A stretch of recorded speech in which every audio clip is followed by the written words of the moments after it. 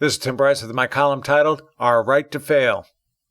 First a note, I originally published this article in 2009, back when the government was offering stimulus money to banks and manufacturing companies during the recession, a policy I opposed both then and now.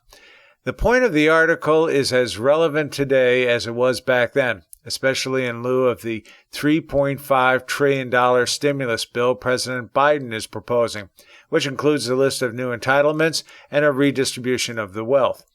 What I am herein describing is an inherent part of capitalism, of which I am a proponent, the natural way of encouraging change in our society, certainly not socialism. I hope you enjoy it. As a youngster, one of the things I learned early on was that winning and losing was a natural part of any game I played, be it baseball, football, hockey, Monopoly, cards, you name it. Somebody wins, somebody loses. Nobody likes to lose, but as I have written in the past, there is nothing to be ashamed of if you have tried your best but still failed. In fact, I have more respect for the person who valiantly tried and lost as opposed to the person who won by cutthroat tactics or cheating. The point is, failure is a natural part of life and an inherent property of evolution. See Charles Darwin. It is a strong message telling us what we are doing is not working, and we can either learn from it and change or ignore it and perish. It's nice to have a safety net, but where would we be if nobody took a risk? Without failure, life stagnates. We cannot make progress if we are not allowed to fail. Entrepreneurs, adventurers, and other Type A personalities understand in any venture there is a certain element of risk, whereby they will either reap the rewards of success or taste the agony of defeat.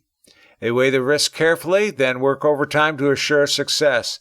But they clearly understand there is no such thing as a guarantee for success.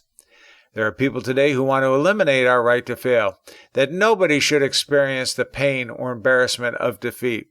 This is why I have a problem with government bailout and stimulus plans. They will only be a temporary fix, and the companies will not make the severe and necessary changes to survive in the years ahead.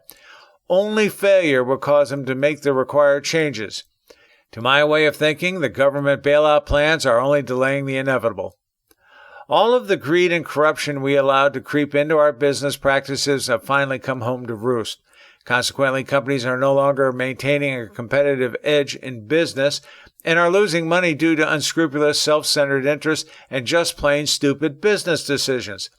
The companies are all sorry for the problem and promise never to allow it to happen again. I don't believe an accused murderer could say it any better. They all want redemption without having to worry about paying a penalty. I'm sorry, but that is not how the game is supposed to be played. But then again, there are those who want to change the rules so that nobody loses, and this is just plain wrong.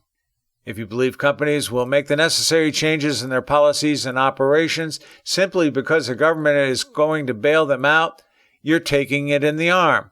Like it or not, failure is the only real catalyst to invoke change. Nothing is more powerful to truly change someone than failure. Ask anyone who has experienced it. Nobody likes to take their medicine, but I'm afraid it is time to pass out the castor oil and tablespoons. It may sound silly, and I don't expect a lot of people to jump on the bandwagon, but it's time to protect our right to fail.